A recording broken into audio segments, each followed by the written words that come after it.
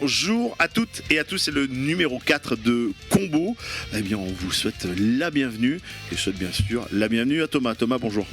Salut Jérôme, bonjour à tous. Ah mais tu ressembles à ça en vrai? Je te promets, c'est vrai. Je te promets, c'est vrai. On n'a pas l'habitude de oui, se non, mais voir. C'est une grande première. Nous sommes à Clermont-Ferrand et on remercie le studio Arverne de nous accueillir. On a décidé de passer une étape supérieure, voir nos têtes. Voilà, parce que vous avez, c'est une grosse étape, un peu trop gros même, je pense. Là, on a 6 lumières, enfin plus que ça même.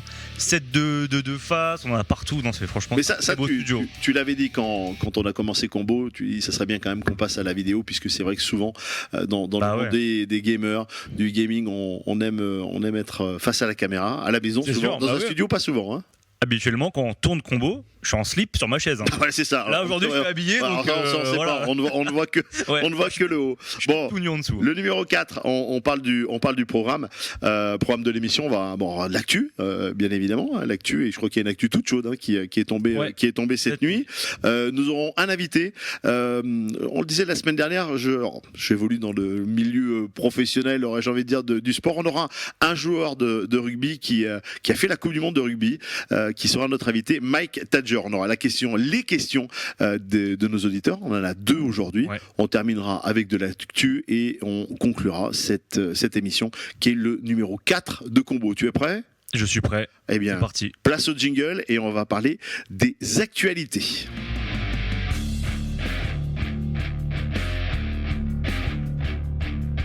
Thomas, première actualité. Première actu. Alors, on en a combien aujourd'hui? On a deux actus. Mais on va je vais déjà parler d'une grosse actu. Je pense que tout le monde connaît, mais je vais quand même faire un petit palmarès pour remettre les choses dans le contexte. La Carmine Corp. On va parler de la Carmine.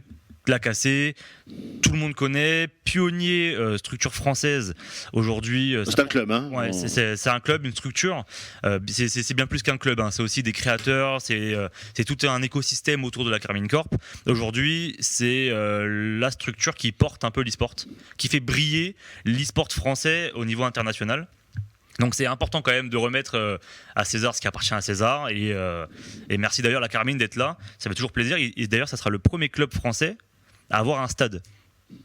On peut donner un stade, c'est-à-dire une salle, un gymnase, un stade, ouais, avec 3000 personnes sur Paris, enfin en banlieue parisienne, et c'est en travaux actuellement, donc on a hâte de le voir et ça va être très très beau, mais on en rediscutera après par la suite. Mais globalement, la Carmine Corp, ils sont arrivés en 2020, fondés par Kameto, Kotei et Prime, donc ces 3 créateurs de contenu, des streamers, des youtubeurs, et ils sont arrivés très forts. Ils sont arrivés, grosse design, grosse DA, une équipe qui a été annoncée, et on a eu beaucoup de succès avec cette équipe. Sur League of Legends, ça s'est lancé énormément, et surtout, ça a développé une fanbase, donc un réseau de fans très très important, et aujourd'hui, c'est considéré, ils ont imposé vraiment à l'e-sport un peu ce truc d'ultra. Avant, dans l'e-sport, ça n'existait pas, les ultras pur, ça n'existait pas. Depuis la Carmine, ça existe, et maintenant sur les events, on a des ultras, on a des t-shirts, on a tout un écosystème. On parle d'ultra, on parle d'ambiance, on parle de ceux et celles qui mettent l'ambiance dans les stades. Ouais, c'est ça. Ouais. Et surtout qui suivent partout. L'e-sport, ça se fait pas que dans un endroit, donc ils les suivent partout en France, en Europe. Il n'y a pas de souci de déplacement dans le gaming. Autant en foot, on tolère pas les déplacements, mais là, si, ça va. Les supporters se comportent bien. Non, il n'y a pas encore de problème. En tout cas, ça arrive sûrement. Oui, malheureusement. Il n'y a pas vraiment encore de problème. Là, je parle plutôt pour les fans. Les fans se déplacent aussi partout. C'est vraiment une. Mais on fait du bruit, on vient avec les tambours, des fumigènes, c'est la totale. Les tambours, les drapeaux. Ouais, non, c'est. J'ai des vues en vrai. J'ai vu la Carmine en vrai, et franchement, c'est incroyable. Vraiment, c'est l'association Le Blue Wall, qui est du coup association des ultras de la Carmine Corp, font un travail extraordinaire. Vraiment, c'est bravo à eux. Et pour revenir un peu à l'actu toute chaude, c'est qu'on a vécu avec eux une progression monumentale. Ils ont été champions de France, ils ont gagné les meilleures ligues en France, ils ont gagné 3 fois de suite les coupes européennes sur League of Legends. Donc le palmarès était croissant, et ça a vraiment explosé. Et là, pour faire un petit palmarès au niveau des ligues sur League of Legends, on a 3 ligues en France. On a la Div 3, l'amateur semi-pro où moi je suis, du coup je joue là-bas. Ensuite on a la Div 2. La Div 2, c'est tout de suite c'est professionnel, on a des contrats, les sponsors, les partenariats, on professionnalise un peu le métier. Et ensuite on a la LFL, donc la LFL c'est la Ligue française de League of Legends, c'est la plus grosse ligue. La Karmine Corp était leader pendant pas mal de temps sur cette ligue-là. Et la ligue au-dessus, c'est ce qu'on appelle la LEC, c'est la Ligue européenne. Et cette Ligue européenne, c'est 10 équipes qui viennent de tous les pays d'Europe. Pas forcément, il peut avoir 5 équipes françaises, hein, ça pose pas de problème. C'est les meilleurs, vraiment parmi les meilleurs, et ils prétendaient avoir le niveau. Comme c'est une ligue fermée, contrairement au foot par exemple, le souci a été que pendant 1 an ou 2 ans, ils n'ont pas pu monter dans cette ligue parce que le slot n'était pas disponible. Il faut acheter le slot et ça coûte des millions à acheter. Et donc là, ils ont réussi cette année à avoir le slot. Et en fait, ils sont arrivés avec toute leur fanbase, tout leur engouement qui était très puissant, très convivial, très fort, et ce qui représentait un peu la France, la structure et pas mal de choses. Et en fait, c'est la clim totale. C'est-à-dire qu'ils sont arrivés en Ligue européenne, c'est dernier. Ah ouais, c'est que de la... Et on l'explique comment ça Et on l'explique difficilement. Manque de préparation, on s'est vu trop beau, on a eu 2 splits, donc c'est 2 saisons, enfin c'est une saison et c'est coupé en 2 parties, la Winter Split, le Winter Split et le Summer Split, et le Winter Split c'était 2-7, 2 victoires, 7 défaites, éliminé direct, on passe pas aux qualifications en play-off, c'était catastrophique. Donc là déjà, je te laisse imaginer un peu l'engouement qui arrivait très fort. Et en plus de ça, beaucoup de fans, beaucoup de médias, beaucoup de visibilité, la clim totale, donc c'était un peu très dur. Et derrière, ils ont fait des changements. Les joueurs apparemment étaient un peu stressés parce que c'est normal. On est passé d'une ligue on est passé vraiment sur un niveau supérieur. Et pour le Summer Split, donc le split qui arrivait derrière, c'est la même chose, catastrophique. Donc voilà, c'était un peu l'actu un peu de la Karmine Corp parce que je trouve que c'est important d'en parler. Et surtout, il y a une question qui me vient, c'est comment un club après qui a connu autant le succès, la victoire et la progression, la visibilité, l'enjeu, les sponsors qui s'arrachaient pour sponsoriser les clubs, se retrouvent au plus bas en termes de LEC, parce qu'ils ont aussi d'autres jeux, d'autres équipes. Là, je parle vraiment de la plus grosse équipe un peu de la Karmine. Comment ils vont faire pour rebondir. Ils vont y arriver, mais bon, il faut peut-être une remise en question. Il faut travailler le mental. Il faut voir pourquoi ça n'a pas marché. Et ça peut durer pas mal de temps. On peut le voir avec. Il y a certains clubs qu'on connaît. Quand ça tombe pour remonter, on pense que ça peut remonter très vite. Complètement, mais il faut arriver à trouver les mots aux mots de l'équipe. Espérons que ça dure pas trop longtemps. Il peut y avoir un turnover aussi, peut-être les joueurs qui.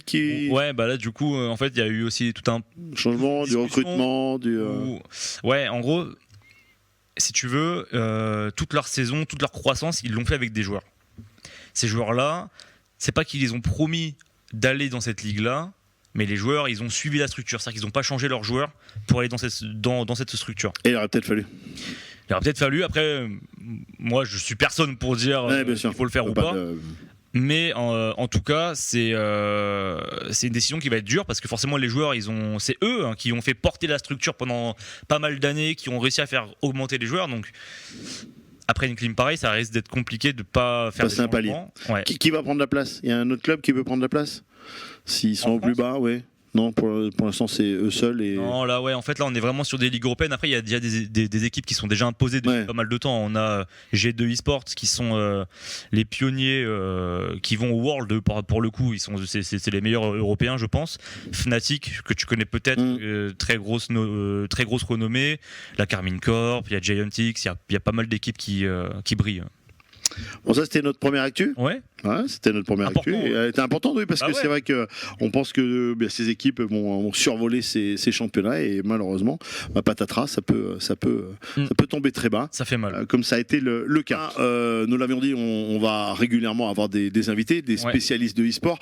Et moi, j'ai envie d'appeler un peu les copains ou ceux qui travaillent et qui sont ou des anciens sportifs de haut niveau ou des sportifs de haut niveau, puisqu'on sait que dans le sport, dans le rugby, dans le foot, dans le hand, enfin dans tous les sports que l'on connaît, mais il y a beaucoup de joueurs et là on va écouter, c'est un ancien joueur. Alors, je dis un ancien joueur puisqu'il est à la retraite depuis maintenant 6 mois.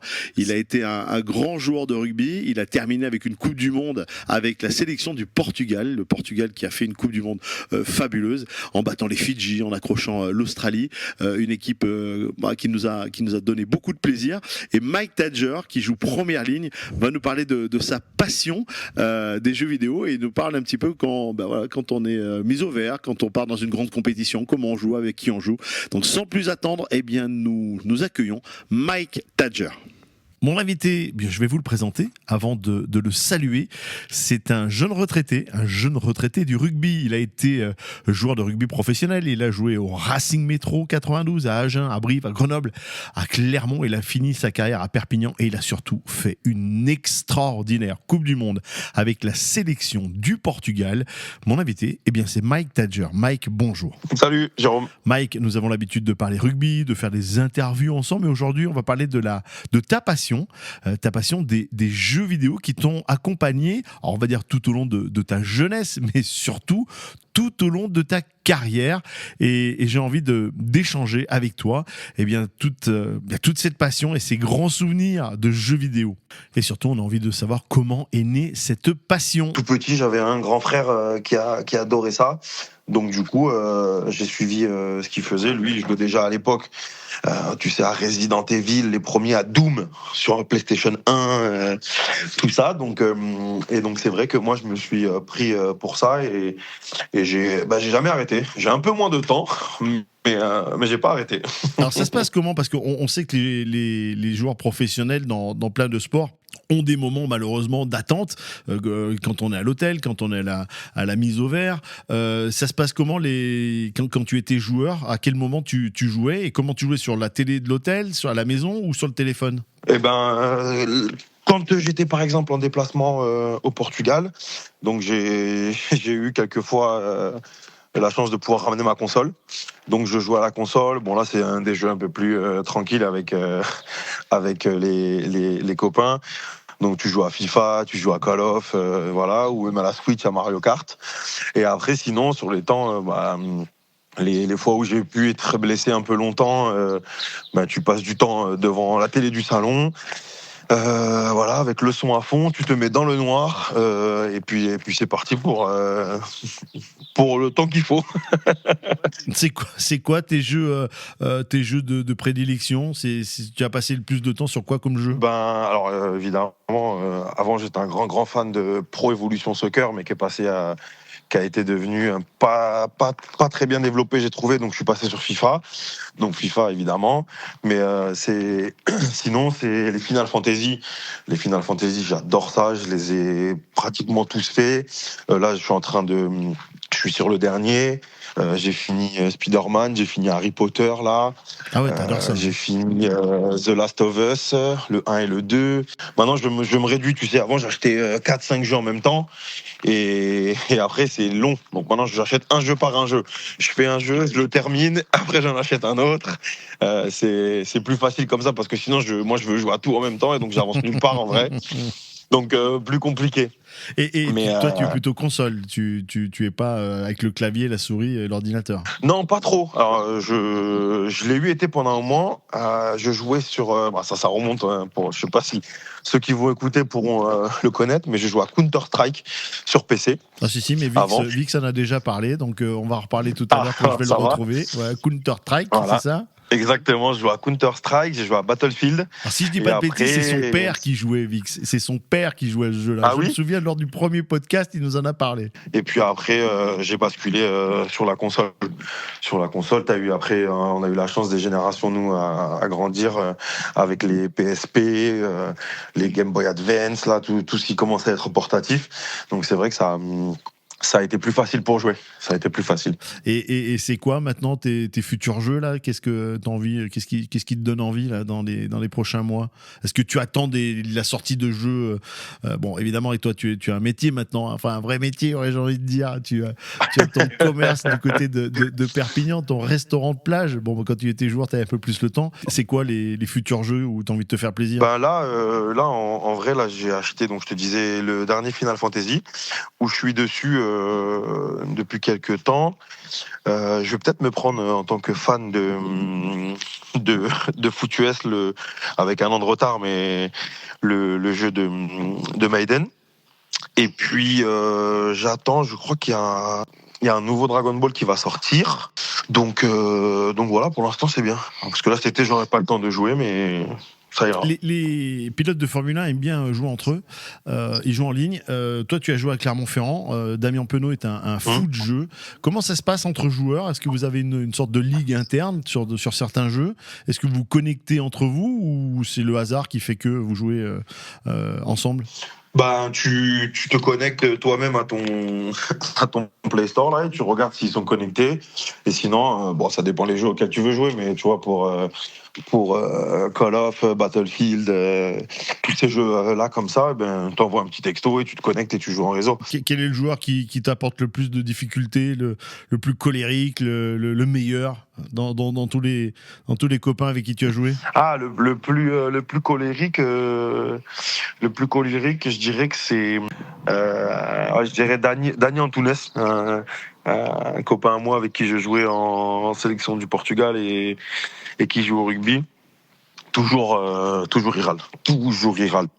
Et c'est abusé. C'est jamais content, jamais.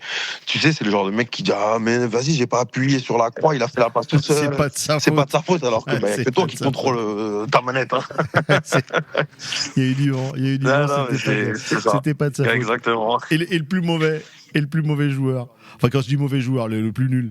Ah, le plus nul. Il n'y arrive pas, il veut jouer, mais il n'y arrive pas. Bon, le plus nul, franchement, Nicolas Martins. Tout le monde a le même niveau. Nicolas Martins. Nicolas Martins. Ah ouais. Il veut jouer à FIFA, il prend des 6-0, il est catastrophique. Mais tu vois, il persiste. Au moins, il lâche pas l'affaire. C'est bien. Il lâche pas l'affaire. Bon, génial. Bon, merci.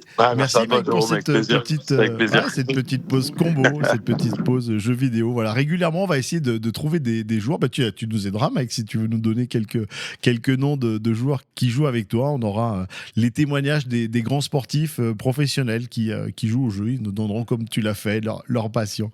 Merci beaucoup, Mike Tadjer. On va rejoindre Vix dans quelques instants. Allez, Vix, j'espère que tu es en place.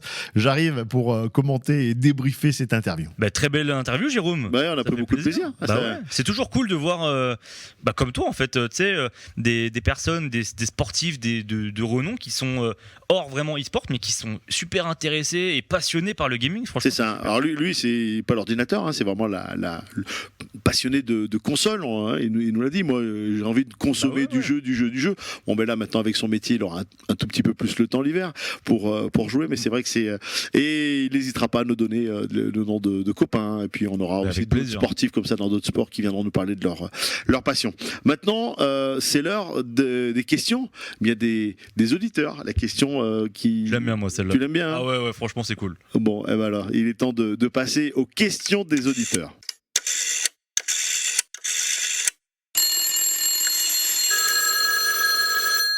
Bonjour, je suis Sophie. J'ai une question pour Combo. Est-ce qu'il y a des filles dans l'e-sport et est-ce que les compétitions sont mixtes? Thomas, Sophie, elle a raison. On parle de sport mixte, garçons, filles, puis bon. En fait, alors déjà, je suis pas très bien placé pour en parler. Je pense que le mieux, c'est qu'un jour, une femme vienne en parler vraiment plus en profondeur de ce sujet. Mais globalement, les filles dans l'e-sport, elles ont toujours été là. C'est vrai qu'il y avait pendant pas mal de temps, les promoteurs, les publicités tournaient le jeu vidéo pour les petits garçons, mais globalement, ça touchait tout le monde. Aujourd'hui, l'e-sport, il y a de plus en plus, les femmes sont de plus en plus mises en avant. Et c'est normal et ça doit l'être. On doit continuer un peu dans cet élan-là. C'est vrai que c'est compliqué quand on voit que les compétitions sont mixtes et que dans les grosses compétitions, il n'y a aucune femme dans toutes les équipes. C'est dommage et ça continue à développer un peu cette culture. Et donc, récemment, on monte des ligues inclusives pour les femmes, exclusivement femmes, pour faire briller un peu la scène, pour ensuite, je l'espère, rattacher un peu tout le monde et qu'il n'y ait plus cette parité. Justement, qu'il y ait cette parité. Les femmes vont prendre un peu le pouvoir dans les années futures. Comment tu le sens, toi, dans tes connaissances? Est-ce qu'elles jouent? Est-ce qu'elles ont envie de passer l'étape supérieure? Comment ça se passe? Est-ce qu'on leur laisse la place, surtout? En fait, le problème, c'est qu'il y a clairement moins de femmes que d'hommes dans le jeu vidéo. Oui, donc ça c'est sûr de base. Donc forcément, quand un recruteur pour une équipe passe en test 30 personnes et que sur 30 personnes, il y a 25 hommes et 5 femmes, s'il pense par la performance, forcément, à un moment donné, il y a plus de chances de prendre un homme qu'une femme. C'est ça. Je fais un peu la relation avec la Formule 1. Où il n'y a pas beaucoup dans le sport mécanique, et la monoplace, il n'y a pas beaucoup de femmes. Alors là, cette année, ils ont décidé de faire une académie. Donc chaque week-end de Formule 1, il y a une course de femmes. Et ça, c'est bien parce que ça va faire monter en puissance, et on va s'apercevoir que les femmes, elles peuvent être aussi fortes que les garçons en Formule 1. Mais peut-être que c'est des pistes à avoir dans les gaming. Peut-être faire des ligues féminines. Ça existe. Hein. Ça existe et il y en a qui se montent encore là. C'est un peu nouveau, on va dire qu'il y a un élan depuis 2 ans où il y a vraiment une totale inclusion, où on essaie de faire le plus la parité possible en se rendant compte que peut-être qu'il y a moins de femmes que d'hommes dans le jeu vidéo globalement, mais on veut justement continuer à le développer, faire une parité propre. On le voit pour les créateurs de contenu, par exemple sur YouTube, les youtubeurs. Ils essayent de plus en plus à inviter une femme, un homme, par exemple, dans les trucs pour justement développer ce problème-là. Et surtout, une fois que le sujet sera assez bien mis en avant, donc les femmes seront à leur place, en fait, et elles le sont déjà, mais que globalement, aux yeux de tous, que ce soit normal d'avoir une équipe composée de 3 femmes, 2 hommes, 4 femmes, 1 homme ou autre. Ça posera plus de problème en fait. Il n'y aura plus besoin d'avoir des ligues complètement inclusives qui sont réservées qu'aux femmes, parce que là, déjà c'est un peu bizarre alors qu'il n'y a pas forcément de capacités qui divergent entre les hommes et les femmes sur l'e-sport.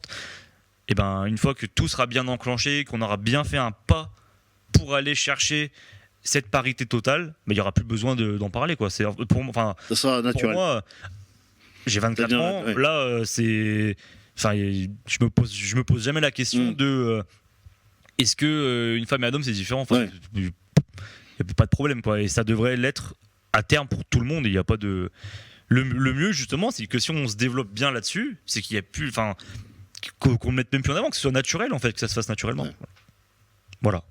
Thomas, maintenant c'est James qui te pose sa question. Bonjour, je m'appelle James, j'ai 32 ans. Quel est le jeu vidéo e-sport où il y a le plus gros cash prize? Alors, c'est vrai que c'est une question importante parce que le cash prize, pour définir un peu le cash prize, qu'est-ce que ça veut dire? C'est on parle de cash financier, qu'on gagne à la fin d'un tournoi. Il faut rappeler que déjà on a des événements qui eux ont du cash prize général. Par exemple, un événement X va proposer 20 000 € de cash prize et va le diviser dans ces différents jeux, dans ces différents tournois qu'il y a sur place. Et après, on a les compétitions, internationales, qui sont régies par un éditeur, par un jeu. Donc je pense au World de League of Legends, au World de Dota, les internationals, il me semble, c'est ça le nom, les majors de Rocket League, les majors de Counter-Strike, voilà. Enfin, chaque jeu a ses propres cash prizes, a ses propres gains. Et le top du top des éditeurs qui proposent les plus gros cachets, c'est Dota. Donc nous, Dota, c'est pas très répandu chez nous. Donc nous, on a League of Legends, c'est un peu le concurrent de League of Legends direct, et ça se développe beaucoup plus en Russie, où il y a beaucoup de joueurs Dota, et dans les pays et dans d'autres pays. Et en fait, le top 1 à 7, c'est que des cash prizes de Dota, et ça se compte pour le International 2021, 40 millions de dollars pour l'équipe gagnante. Donc c'est un très beau billet. Déjà, il y a 5 joueurs. En tout, ils sont peut-être 10. Donc c'est très important, une très belle somme. Et ensuite, on a des tournois, j'en parlerai tout à l'heure dans la deuxième actu, mais des événements qui, eux, proposent encore des plus gros cachets, mais on y reviendra après. Voilà, donc ça c'est 40 millions de dollars pour les International de Dota. Bah ça commence à parler. Hein. Bah ouais. Ça commence à parler. Ah oui, tiens, on s'y met, oui. On peut s'y mettre. Merci pour vos questions. De plus en plus, on a de plus en plus de questions et c'est vrai que ça nous fait énormément plaisir dans plein de thèmes différents. Hein, tu vois, alors, on a parlé de la mixité, on a parlé des femmes, on a parlé d'argent, on a parlé de cash. Pour le prochain numéro, nous aurons encore bien 2 ou 3 questions et des invités pour nous poser des questions. Encore un grand merci à toutes et à tous. Et maintenant, on passe à ton deuxième sujet d'actualité.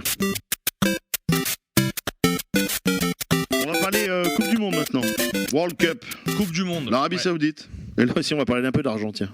Ouais, bah oui, c'est vrai que... quand tu parles d'Arabie Saoudite, souvent, il y a souvent de l'argent qui est mis en place. Hein. C'est tout récent. Là, c'est tombé cette nuit. Hein. Ouais, c'est tombé cette nuit. J'ai des grosses cernes, c'est pas pour rien. C'est pas pour mais rien. globalement, l'Arabie Saoudite a annoncé l'e-sport. Alors, attendez, laissez-moi reprendre le nom. L'e-sport World Cup. Qui a été du coup annoncé dans la nuit. C'est globalement l'objectif. C'est d'être le plus gros event e-sport au monde en faisant venir les meilleurs clubs du monde, les meilleurs joueurs du monde, les meilleures structures du monde. Ils font souvent ça en Arabie Saoudite. Oui. Quand ils organisent quelque chose, ils veulent ils le font le Qatar. Voilà, tu vois, c'est. Donc là, l'idée, c'est d'être les plus gros en e-sport. C'est pas encore annoncé, il n'y a pas encore de date. On sait que ce sera en été. En été, ah oui, mais il fait chaud. C'est climatisé, c'est en salle. Oui, c'est en salle. Ouais. Mais est-ce que c'est en été cette année ou est-ce que c'est en été l'année prochaine? Ah, on sait pas. Non, on n'a pas d'infos, c'est summer. Donc y a pas... Alors, vu qu'il y a les Jeux Olympiques, ils vont peut-être pas organiser quelque chose en confrontation avec les Jeux. Oui, c'est pour ça que je me dis ça. Plutôt 2025. C'est possible. Oui, et puis pour remplir, pour faire de visibilité, ça m'étonnerait pas. Ouais. Mais donc, l'objectif, il est clair. Hein, et pourquoi l'été? Ils pourraient faire ça en hiver aussi chez eux. Bon. Tu vas te renseigner. Hein. Ouais, je vais me renseigner. Mais la dmission, t'as ça et de trouver une championne de gaming. Hein. Ouais, oui, mais on a invité. En tête, ouais. Il y a du monde en tête. Hein. Je casse le je t'ai coupé dans ton actu. Mais non, l'Arabie Saoudite. Moi, j'aime bien parce que du coup, ça crée une dynamique. Hein, c'est cool. Mais du coup. L'objectif. Mais ça peut réunir plusieurs jeux. C'est quoi quand on fait une Coupe du Monde? On n'est pas sur un seul jeu là. Non, justement, c'est ça. C'est en plus de vouloir être le leader e-sport au monde. L'idée, c'est de représenter le plus d'e-sport possible. Donc, là pour le moment, ils ont annoncé 19 jeux officiels en tournoi. Donc, les plus gros en League of Legends, Rocket League. Valorant n'est pas annoncé encore. Enfin, n'a pas été annoncé. Rainbow Six. Ils sont peut-être en train de bosser avec les éditeurs là, non? Oui, c'est possible. Ouais. Mais en gros, les plus gros jeux e-sport du monde sont annoncés. Et on a une vingtaine de tournois. Et il y aura aussi, à ce que j'ai compris, des tournois où tout le monde pourra jouer, qui gagneront de l'argent. Il y a tout un schmilblick. On a parlé d'argent, 60 millions 60 millions, ouais. 60 millions, c'est un record. C'est le plus gros record. Le dernier record. Mais pour le gagnant, pour un seul gagnant, on va se partager. Non, c'est l'organisation. Comment ça se passe? Tout à l'heure, je parlais de cash, de cash par rapport au tournoi officiel des éditeurs. Donc, c'était Dota avec 40 millions de dollars. Non, 30 millions. Je sais plus. Oui, parce qu'on confond avec les millions. Ouais. Et là, du coup, c'est un événement. Donc cet événement-là, sur les 60 millions, il y a 30 millions qui sont pour les joueurs. Et le reste, il est divisé pour les clubs, les structures, les organisateurs et tout ce qui se développe. Mais 60 millions de dollars, quand même. C'est-à-dire qu'il va falloir faire l'émission en Arabie Saoudite l'année prochaine. Bon, on part. Le passeport. On part. Mais avec nos sponsors, on partira avec nos sponsors. On n'aura pas 60 millions de sponsors, mais bon. Non. 1 million nous suffira. Non, mais franchement, c'est vraiment impressionnant de l'engouement, tu vois, l'engouement qu'il y a. Quatre coins de la planète. Hein, franchement, c'est vraiment incroyable, quoi. Mais bon, quand on est joueur, c'est même pour que ce soit pour les éditeurs, pour les fans, c'est cet engouement. C'est comme dans les grands sports, comme dans les grandes compétitions. On parle des Jeux Olympiques, on parle des Coupes du Monde de football, on parle des Tours de France. C'est un engouement qui est quand même assez incroyable et ça touche tous les âges et toute la population mondiale. Et moi, j'ai hâte quand même de voir un peu parce que. Évidemment, ça va être grandiose. Ça va être des bâtiments de dingue. Ça va être les dernières technologies. Ah ouais, ça va être passionnant. Mais bon. Ouais, non, mais j'ai on vous tiendra au courant, bien sûr, de l'évolution de ces informations. Bon, merci beaucoup. Bah, avec plaisir. Deux actus. Des grosses actus. Deux grosses actus. Et c'est vrai qu'on va essayer comme cela de vous tenir au courant. C'est un mois assez calme sur les événements en France. Oui. Pour l'instant, c'est. Il y a eu la Gamers Assembly fin mars, mais on a déjà parlé. On en a parlé, ça s'est très bien passé. Ça s'est très bien passé, il n'y a pas de. Voilà. Mais on reviendra sur le planning sur les prochains mois. Bien évidemment. Voilà, ça se termine pour le numéro 4. J'en profite vraiment pour remercier le studio Arverne. Nous sommes à Clermont-Ferrand. Merci beaucoup. Voilà, c'est un studio que incroyable. Vous pouvez louer comme vous le désirez. Il y a une salle. Enfin voilà, on fait un petit peu de promo quand même à toutes les personnes qui nous reçoivent et on fait bien évidemment un coucou à Ghislaine et on l'embrasse très fort qui est derrière les manettes et qui réalise cette émission. Combo numéro 4, c'est terminé. Ben oui, déjà. On a terminé. Voilà, la 5, on aura des invités, on aura plein d'actu, et puis on essaiera d'apporter des nouveautés au fur et à mesure, des numéros qui vont avancer. On vous embrasse très fort. Vous continuez bien sûr à partager, puisque podcast, YouTube, maintenant là, format YouTube, en vrai, format YouTube. Là, on veut des commentaires, là, on veut des likes, des commentaires. Il n'y a pas de, il y a plus de débat. Je te voyais plus jeune, je te voyais plus mince. Voilà. Non, c'est bon là. T'es bronzé, t'es bien bronzé. Oui. Fait beau clairement. Vu que j'ai pris des coups de soleil là. Il a fait très beau ce week-end. Ouais, je suis rouge écarlate, mais pas de problème. Voilà, on vous embrasse. Merci à toutes et à tous. On se donne rendez-vous le mois prochain pour le numéro 5. Je regarde bien, on est bien 4 déjà. On se donne rendez-vous pour le numéro 5. Bye bye.